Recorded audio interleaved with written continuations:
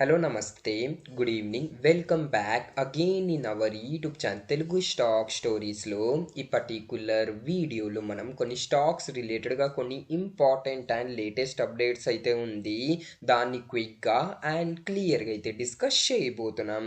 First important update వచ్చేసి వేరే energies మీద ఉంది. ఈరోజు మీరు చూసినట్టయితే వేరే ఎనర్జీ స్టాక్లో మనకు ఫాల్ అయితే కనపడింది. అండ్ ఎందుకు పడింది దీని వెనకాల ఒక ఇంపార్టెంట్ అప్డేట్ అయితే ఉంది. ఇక్కడ మీ స్క్రీన్ మీద చూడొచ్చు, ahead of F and O entry అంటే ఏంటంటే 2 వీక్స్ ఎగో మనకు న్యూస్ అయితే వచ్చింది కదా.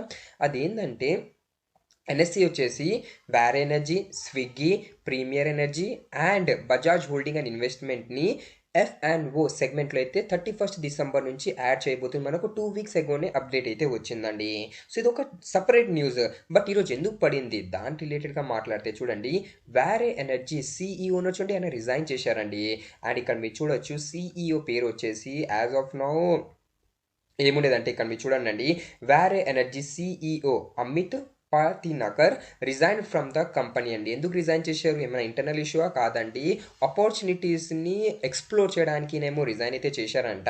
అండ్ ఇమీడియట్ బేసిస్లో వేరే ఎనర్జీ వాళ్ళు వచ్చేసి చూడండి, డైరెక్టర్ ఆఫ్ ఆపరేషన్ పేరు వచ్చేసి ఇక్కడ చూడండి జిగ్నేష్ రాథోడ్ని సీఈఓ లాగా అయితే డిజైన్ చేశారండి. సో ఇది ఒక ఇంపార్టెంట్ అప్డేట్. అండ్ ఇప్పుడు వేరే ఎనర్జీ న్యూ సీఈఓ ఎవరు?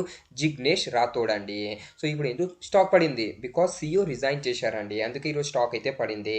అండ్ రేపటి నుంచి Waaree Energy and Swiggy, premier energy and Bajaj holding and Investment వచ్చేసి ఎఫ్ అండ్ ఓల్ అయితే యాడ్ అవ్వబోతుందండి.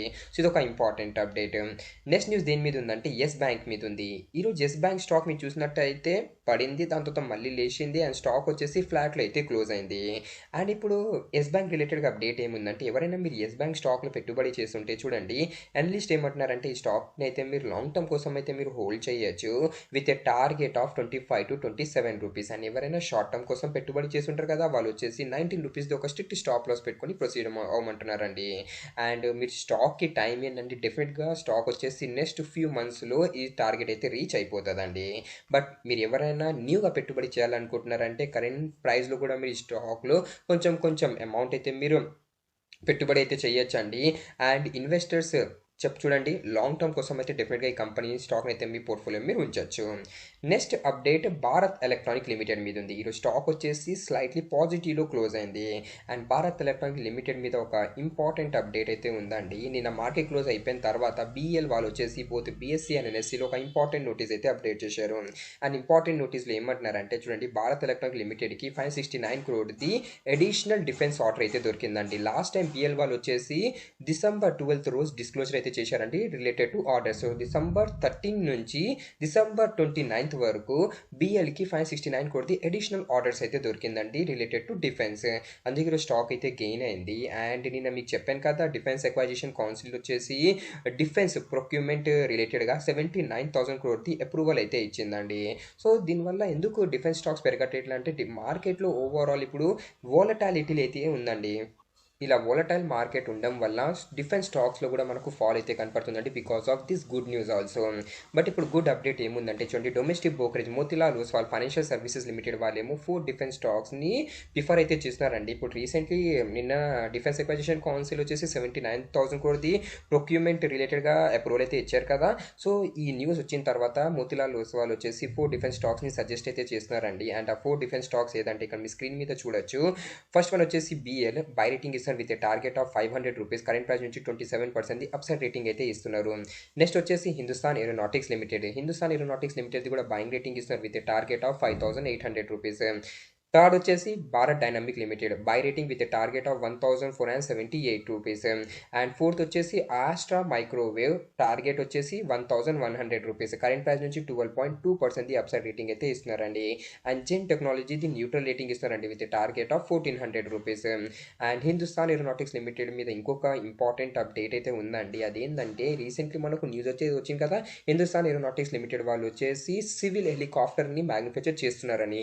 సో ఫైనల్లీ ఈరోజు మన union civil aviation minister Rammohan Naidu గారు వచ్చేసి ఫస్ట్ నెక్స్ట్ జనరేషన్ సివిల్ హెలికాప్టర్ని యాజ్ ఆఫ్ నౌ ఇనాగ్రేట్ అయితే చేశారండి. దాని పేరు వచ్చేసి ధ్రువ్ ఎన్జీ అండి.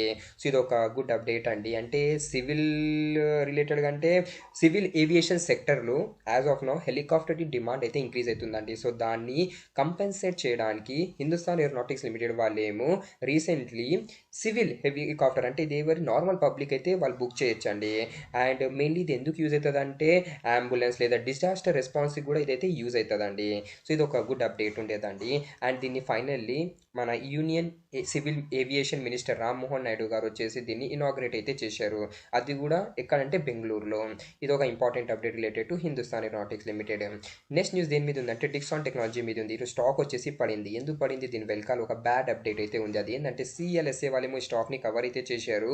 అండ్ ఇప్పుడు ప్రెసెంట్లీ వార్నింగ్ ఇస్తున్నారండి. దీని రిలేటెడ్గా ఫైనాన్షియల్ 26 ఇది డిక్సాన్ టెక్నాలజీ వాళ్ళేమో గైడెన్స్ ఇచ్చారు కదా. సో ఆ గైడెన్స్ని మీట్ అవ్వలేకపోవచ్చని సిఎల్ఎస్ఏ వాళ్ళేమో స్టేట్మెంట్ అయితే చేస్తున్నారు.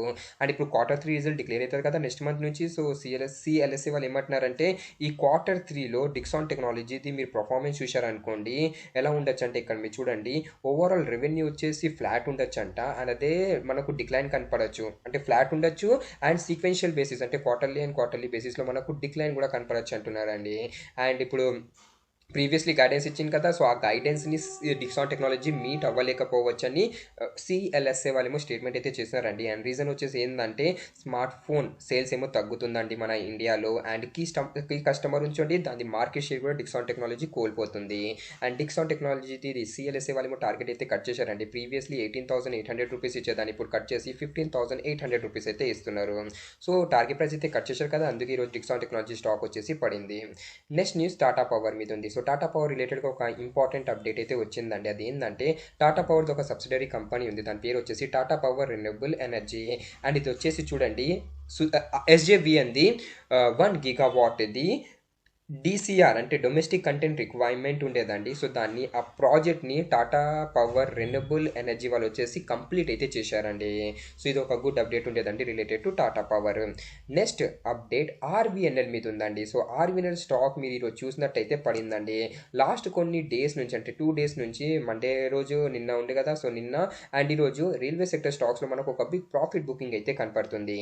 అండ్ ఇక్కడ మీ స్క్రీన్ మీద చూడొచ్చు ఆర్వీఎన్ఎల్ ఈరోజు మోర్ దెన్ 2% వరకు పడింది. బట్ ఆర్వీఎన్ఎల్ రిలేటెడ్గా ఒక ఇంపార్టెంట్ అప్డేట్ అయితే ఉందండి. అదేంటంటే ఆర్వీఎన్ఎల్కి ఈస్ట్ కోస్ట్ రైల్వే నుంచి 2.1 crore ఒక ఆర్డర్ అయితే దొరికిందండి. అండ్ దీని రిలేటెడ్గా ఆర్వీఎన్ఎల్ వాళ్ళేమో నిన్న మార్కెట్ క్లోజ్ అయిపోయిన తర్వాత అప్డేట్ అయితే చేశారండి బోత్ బీఎస్సీ అండ్ ఎన్ఎస్సీలో. బట్ ఈరోజు ఎందుకు స్టాక్ పడిందంటే రీసెంట్ టైంలో మీకు తెలుసు ఏ స్టాక్ ఎక్కువ పెరిగిందంటే రైల్వే సెక్టర్లో లాస్ట్ 1 వీక్లో ఆర్వీఎన్ఎల్ పెరిగిందండి. అందుకే ఆర్వీఎన్ఎల్లో మనకు ఇప్పుడు ప్రెసెంట్లీ బిగ్ ప్రాఫిట్ బుకింగ్ అయితే కనపడుతుంది.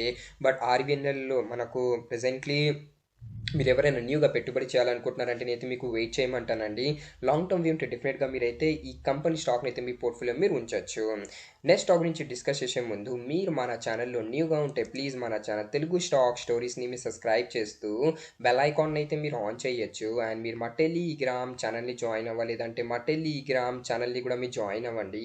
ఈ టెలిగ్రామ్ ఛానల్లో మా టీం వచ్చేసి ఫ్రీ ఇంట్రాడే కాల్స్ అయితే ఇస్తుంటుంది. So if you're interested in free intraday call you can join our Telegram channel. And నేను మీకు రిక్వెస్ట్ చేస్తున్నాను మీరు మా టెలిగ్రామ్ ఛానల్ని అఫీషియల్ లింక్ ద్వారానే జాయిన్ అవ్వండి. అఫీషియల్ లింక్ టెలిగ్రామ్ ఛానల్ ఎక్కడ ఉంటుంది అంటే డిస్క్రిప్షన్ బాక్స్లో ఉంటుంది, లేదంటే కమెంట్ సెక్షన్లో పిన్ అయి ఉంటుంది. అండ్ మీరు అఫీషియల్ లింక్ ద్వారా జాయిన్ అయ్యారు అనుకోండి మీరు ఫేక్ ఛానల్స్లో జాయిన్ అవ్వకుండా ఉంటారు. Next important update KPI green energy మీద ఉంది. ఈరోజు స్టాక్ వచ్చేసి 18 to 19% వరకు ర్యాలీ అయిందండి. దీని వెనకాల ఏమైనా రీజన్ ఉందంటే యాజ్ ఆఫ్ నౌ నేను both BSc and NSC website అయితే చెక్ చేశానండి. కేపీఐ గ్రీన్ ఎనర్జీ వాళ్ళేమో ఏం అప్డేట్ అయితే చేయలేదు. సో న్యూస్ అయితే ఏం లేదండి. స్టాక్ది ఏదైనా న్యూస్ వచ్చిందనుకో నేను మీకు డెఫినెట్గా అప్డేట్ అయితే చేస్తాను. బట్ ఇప్పుడు అనలిస్ట్ ఏమంటున్నారంటే మీరు ఎవరైనా ఈ కేపీఐ గ్రీన్ ఎనర్జీ స్టాక్లో పెట్టుబడి చేస్తుంటే నెక్స్ట్ ఈ స్టాక్లో మీరు ఎంత టార్గెట్ ఎక్స్పెక్ట్ చేయొచ్చు అంటే నెక్స్ట్ ఈ స్టాక్లో చూడండి 500 రూపీస్ వరకు అయితే మీ టార్గెట్ ఎక్స్పెక్ట్ చేయొచ్చు. అండ్ ఎవరైనా షార్ట్ టర్మ్ కోసం పెట్టుబడి చేస్తుంటే వాళ్ళు వచ్చేసి 400 రూపీస్తో ఒక స్ట్రిక్ట్ స్టాప్ లాస్ పెట్టుకొని ప్రొసీడ్ అవ్వండి. అండ్ ఎవరైనా న్యూగా పెట్టుబడి చేయాలనుకుంటున్నారంటే బై ఆన్ డిప్ స్ట్రాటజీని అయితే మీరు ప్రిఫర్ చేయొచ్చని అనలిస్ట్ అయితే షేర్ చేస్తున్నారు. నెక్స్ట్ అప్డేట్ లెన్స్ కార్ట్ మీద ఉంది. ఈరోజు లెన్స్ కార్ట్ వచ్చేసి 2% వరకు గెయిన్ అయింది. అండ్ దీని వెనకాల ఒక గుడ్ న్యూస్ ఉందండి. అదేంటంటే ఎంకే గ్లోబల్ వాళ్ళు ఏమంటున్నారంటే ఇక్కడ చూడండి ఓవరాల్ నెక్స్ట్ 10 yearsలో మనం లెన్స్ కార్ట్లో ఎంకే గ్లోబల్ వాళ్ళు ఏమంటున్నారంటే 6x రెవెన్యూ గ్రోత్ అయితే ఎక్స్పెక్ట్ చేయొచ్చు with an average compounded annual growth return వచ్చేసి 20% అయితే షేర్ చేస్తున్నారు.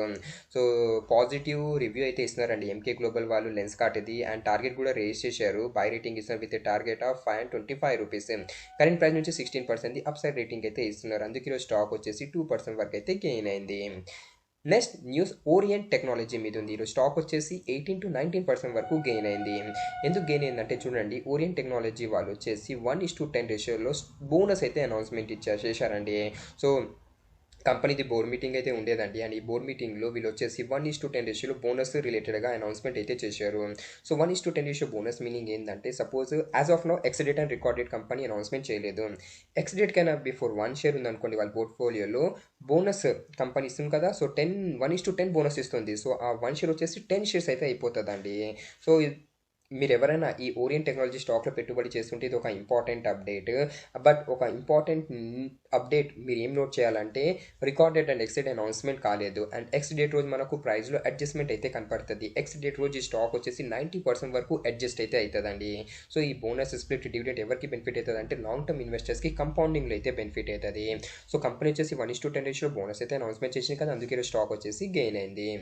నెక్స్ట్ అప్డేట్ జొమాటో, అదే ఎటర్నల్ మీద ఉంది. ఈరోజు స్టాక్ వచ్చేసి 2% వరకు పడింది. అండ్ ఎందుకు పడిందంటే దీని వెనకాల ఒక బ్యాడ్ అప్డేట్ ఉంది. అదేంటంటే, ఇప్పుడు మీకు తెలుసు ఎటర్నల్ కింద జొమాటో అండ్ బ్లింకిట్ అయితే వస్తుందండి. అండ్ యాజ్ ఆఫ్ నౌ మీ రీసెంట్ టైం నుంచి చూసినట్టయితే ఎటర్నల్లో మెజారిటీ రెవెన్యూ ఏ సెగ్మెంట్ నుంచి జనరేట్ అవుతుంది, బ్లింకిట్ నుంచి జనరేట్ అవుతుందండి as compare to Zomato. So ఇప్పుడు Blinkit CFO chief financial officer Vipin Kapooria వచ్చేసి రిజైన్ అయితే చేసేసారండి. రీజన్ ఏం షేర్ చేస్తున్నారంటే, ఆపర్చునిటీస్ని ఎక్స్ప్లోర్ చేయడానికి ఇప్పుడు ప్రెసెంట్లీ అవుట్ ఆఫ్ ది కంపెనీనే రిజైన్ అయితే చేశారంట. సో ఇది ఒక చూడొచ్చు, Eternal shares like 3% to over 5 మంత్లో. ఇప్పుడు ప్రెసెంట్లీ జొమాటో వచ్చేసి 5 మంత్ లో దగ్గర అయితే ట్రేడ్ అవుతుంది ఆఫ్టర్ బ్లింకిట్ సిఎఫ్ఓ క్విట్స్ అండి. సో బ్లింకిట్ సిఎఫ్ఓ క్విట్ అయితే చేశారు కదా, అండ్ ఇప్పుడు న్యూ సిఎఫ్ఓని అయితే వీళ్ళు అపాయింట్ చేయలేదండి, ఫ్యూచర్లో అపాయింట్ చేస్తారు. అండ్ అపాయింట్మెంట్ చేయగానే మీకు అప్డేట్ అయితే చేస్తాను. సో ఎటర్నల్ రిలేటెడ్గా ఇది ఒక బ్యాడ్ అప్డేట్ ఉండేదండి, అండ్ ఎందుకు ఈరోజు స్టాక్ వచ్చేసి 2% వరకు అయితే పడింది. నెక్స్ట్ న్యూస్ ఐఆర్ఎఫ్సి మీద ఉంది. సో ఐఆర్ఎఫ్సి ఈరోజు పడిందండి. మీరు చూసినట్టయితే ఈరోజు ప్రతి ఒక్క రైల్వే స్టాక్ పడింది, ఎందుకంటే రైల్వే సెక్టర్ స్టాక్స్లో మనకు ప్రాఫిట్ బుకింగ్ అయితే కనపడుతుంది. అండ్ రీజన్ వచ్చేసి నేను నెట్ వీడియోలో షేర్ చేశానండి, అండ్ నేను నెట్ వీడియో ఒకసారి మీరు అయితే చెక్అవుట్ అవ్వచ్చు. నేను దాంట్లో క్లియర్లీ చెప్పానండి, బడ్జెట్ అనౌన్స్మెంట్ అవ్వక 1 week before, 2 weeks before, 3 weeks before, 4 weeks before ఏ డిఫెన్స్ స్టాక్ మీరు ఫోకస్ చేయొచ్చండి. సో నెట్ వీడియో ఒకసారి మీరు అయితే చెక్అవుట్ అవ్వచ్చు, అండ్ స్క్రీన్ దగ్గర అయితే యాడ్ చేస్తున్నాను. అండ్ ఐఆర్ఎఫ్సి రిలేటెడ్గా అప్డేట్ ఏముందంటే, అనలిస్ట్ అయితే షేర్ చేస్తున్నారండి. అది ఏంటంటే, అనలిస్ట్ ఇప్పుడు కూడా ఈ స్టాక్ అది బుల్లిష్ రేటింగ్ అయితే ఇస్తున్నారండి. అండ్ టార్గెట్ ఎంత ఇస్తున్నారంటే, ఇక్కడ చూడండి, రెసిస్టెంట్ వచ్చేసి 140 to 145 రూపీస్ ఉంది. అండ్ ఈ లెవెల్ బ్రేక్ అయింది అనుకోండి, అప్పుడే మనం ఈ స్టాక్లో 160 to 165 రూపీస్ వరకు అయితే టార్గెట్ ఎక్స్పెక్ట్ చేయొచ్చని అనలిస్ట్ అయితే షేర్ చేస్తున్నారు. అండ్ ఎవరైనా షార్ట్ టర్మ్ కోసం పెట్టుబడి చేస్తుంటే వాళ్ళు వచ్చేసి 125 రూపీస్ది ఒక స్ట్రాంగ్ సపోర్ట్ ఉంది. సో 122 రూపీస్ది ఒక స్ట్రిక్ట్ స్టాప్ లాస్ పెట్టుకొని ప్రొసీడ్ అవ్వచ్చని అనలిస్ట్ అయితే షేర్ చేస్తున్నారు. అండ్ ఇప్పుడు ప్రెసెంట్లీ చూశారనుకోండి, స్టాక్ సపోర్ట్ కైనా బిలో అయితే ట్రేడ్ అవుతుందండి. సో ఇప్పుడు నెక్స్ట్ మనం స్టాక్ది సపోర్ట్, ఇప్పుడు చూడండి, సపోర్ట్ 125 రూపీస్ ఉండేది, అండ్ సపోర్ట్ కైనా బిలో ట్రేడ్ అవుతుంది. So short term investors 122 rupees ఒక స్ట్రిక్ట్ స్టాప్ లాస్ పెట్టుకొని ప్రొసీడ్ అవ్వండి. అండ్ రెసిస్టెంట్ వచ్చేసి 140 to 145 రూపీస్ అయితే ఉంది. అండ్ ఐఆర్ఎఫ్సిది మీరు రిటర్న్ చూశారనుకోండి, బడ్జెట్ కైనా బిఫోర్ ఒకసారి నిన్న వీడియో చూడొచ్చని దాంట్లో చెప్పానండి, ఏ వీక్ ఐఆర్ఎఫ్సి గెయిన్ అయ్యే ఛాన్సెస్ అయితే ఉందని. సో సరే అయితే మీరు నిన్న వీడియో అయితే మీరు ఒకసారి చెక్అవుట్ అవ్వచ్చు. బట్ ఈ రైల్వే స్టాక్స్ ఉంచండి, ఐఆర్ఎఫ్సి, ఐర్కాన్ ఇంటర్నేషనల్, ఆర్బిఎన్ఎల్, ఇవి లాంగ్ టర్మ్ కంపెనీస్ అండి. సో లాంగ్ టర్మ్ వ్యూ ఉంటే డెఫినెట్గా ఈ కంపెనీ స్టాక్స్ అయితే మీ పోర్ట్ఫోలియో మీరు ఉంచవచ్చు. సో ఇదే అప్డేట్ ఉంది మార్కెట్ అండ్ స్టాక్స్ రిలేటెడ్గా. If you are new to our channel, then do subscribe to our channel Telugu Stock Stories. Thanks for watching and have a nice time.